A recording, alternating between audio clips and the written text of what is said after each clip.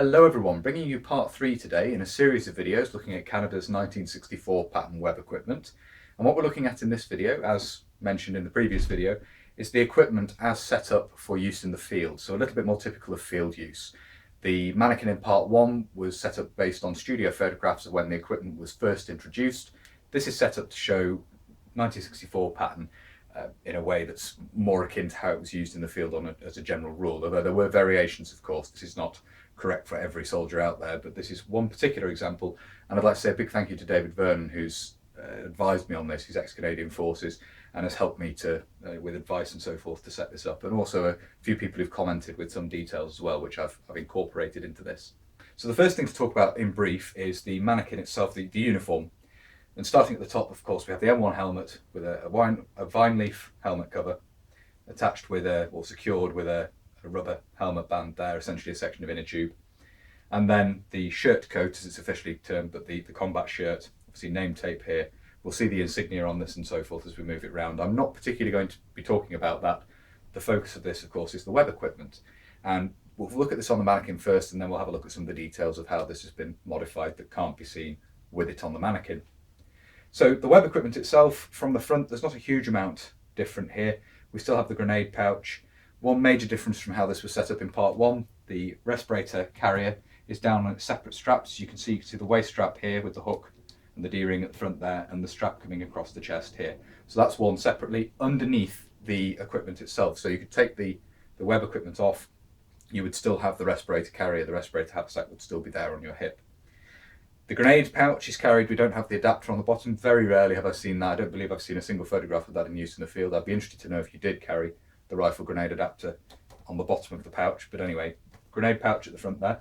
And then on the right hip, just behind this, which we'll see in a minute as I move this round, is a 1951 pattern ammunition pouch, but we'll see that in more detail in just a minute. Another detail to note at the front here, on the left brace of the suspenders, we have a dressing taped on there using electrical tape.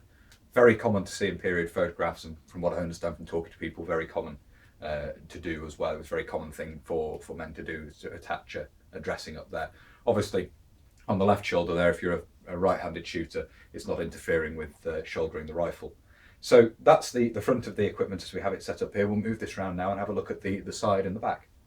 Looking at the left-hand side here, if I lift the arm of the uniform out of the way, you can see the respirator haversack here on its own straps coming down, as I say, looped underneath the belt of the actual web equipment. You can see the brace for the web equipment coming down there to attach onto the belt.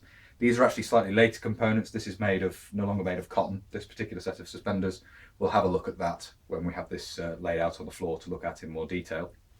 Around behind the respirator haversack, we have the bayonet frog there. As you can see, the bayonet carrier with the bayonet for the self-loading rifle, of course, the C1, although as I said previously, this is a British bayonet being used as a placeholder here. But that is the bayonet frog tucked behind the respirator carrier there. You can see the side profile of the rear pouch there, the mess tin pouch. We'll have a look at that in more detail now. We'll move this round and have a look at the back. So looking at the back of the equipment here, we can see the canteen carrier on the right hip, and we can see the mess tin pouch on the left hip, as I say, used as more of a utility pouch later on. Something that a lot of people mentioned in the comments, I've seen a few comments on this, and actually other people contact me about, so a few people mentioning this, is a spare helmet band, or in this case another rubber helmet band used to secure the two of these at the rear so they're not sliding around on the belt and bouncing around. Almost makes them into one unit and holds them together on the back there. So that's something I've replicated here. As I say, the suspenders and this strap here on the mess tin pouch, these are actually different components than those we looked at previously, so I'll look at those. I'll mention the detail differences there when we look at this laid out on the floor. They're made of more modern materials, so quite late production, I think.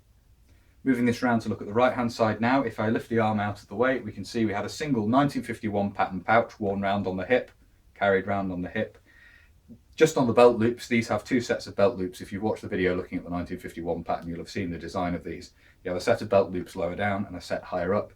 So it's using the high set of belt loops to hang low on the belt. And this is being used to carry ammunition. The initial design, as said previously, was that the smock, the combat coat or the shirt coat, the pockets would be used to carry magazines. That really isn't a very good idea, so men would augment their equipment so they could carry magazines on the web equipment. It is a better way of doing things. So we have a single 1951 pattern pouch added on there on the hip, and that's carrying ammunition for the rifle, as I say. So that's a look at the web equipment on the mannequin. What we're going to look at now is how the Velcro fixings, the Velcro fastenings on the back of these, have been augmented to actually securely attach all the pouches onto the belt. So to do that, we're going to have a look at this set of equipment laid out on the blanket, as we often do in videos to look at things in more detail. Okay, so something to note here with the web equipment laid out as I have it here. We'll be flipping this over in a minute to sort of talk about the main point I want to talk about whilst it's laid out on the ground like this. But while we have it this way, two things to note. One, the set of suspenders I've used for this set of equipment differ from those we've looked at previously. These are actually made of seemingly made of nylon, or another man-made material anyway.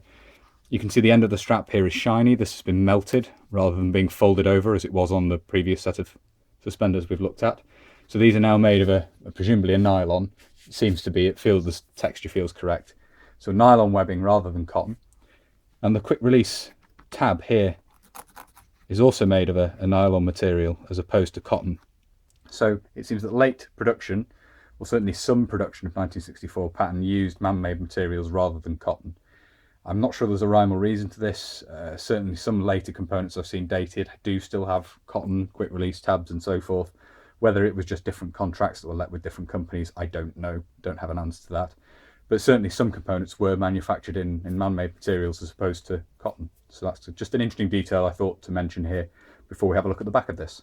Looking at the back of the equipment here, you can see the final detail I want to mention relating to the modification of this for use in the field, and that is the taping of all the Velcro fastenings, which you can see along the back here. This is done with gun tape, which is essentially an OD duct tape used to attach these. So you fasten the Velcro straps on. They have two Velcro tabs which close like that, as we've seen previously, or like that in fact, and then around that the gun tape has been wrapped around and taped in place, which obviously means that they're now a solid belt loop. Essentially they can't come adrift. No need to do that with the 1951 pattern. That has two stitched on belt loops on the rear, as you can see there. This one has had the hook, which would come down here. If you watch the previous videos I've made looking at 1951 pattern, there's a hook which sort of semi attaches this to the belt. The belt has a series of eyelets. This has a little hook on a strap which hooks in. Akin to American practice, the Americans tended to use this on their haversacks and things to secure them to the belt or stabilize them to the belt when carried on the suspenders. The similar system was used on the back of the pouch here. That strap's been simply cut away and removed. It's not necessary when used in this configuration with the later set of web equipment with the 1964 pattern. So I'm planning to leave this set together as it is here, and obviously, as I say, all the loops, all the Velcro, the hook and pile closures on these loops, be it for the suspenders or for the components attached to the belt, have been secured using gun tape. So there we are.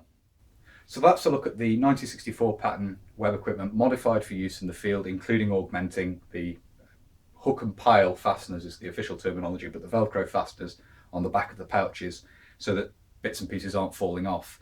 I hope you found it interesting looking at that. As I say, some people will have done this differently, but thank you to David Vernon for sort of looking over this and giving me a good idea of what he did and what others serving at a similar time frame did. And I think from that point of view, this is a pretty accurate representation of how some people at least modified for the equipment for use in the field. If you have found this interesting and you'd like to see more from the channel, please do consider subscribing if you haven't already. And whether you're newly subscribing or you've previously subscribed, please do make sure you hit the little bell, the little notification button down below, which of course will alert you when I upload future videos. If you really like my uploads and you'd like to support the channel, you can. There's Patreon and PayPal linked down below, and a massive thank you to everybody who supports the channel using those two methods. It's greatly appreciated, as I always say. If you'd like to follow the channel on social media, you can. There's Facebook, Instagram and Twitter, all linked down below. And if you'd like to get in touch with me, but don't really use social media, there is of course an email address down there as well. But that's everything for this video. So until next time, bye for now.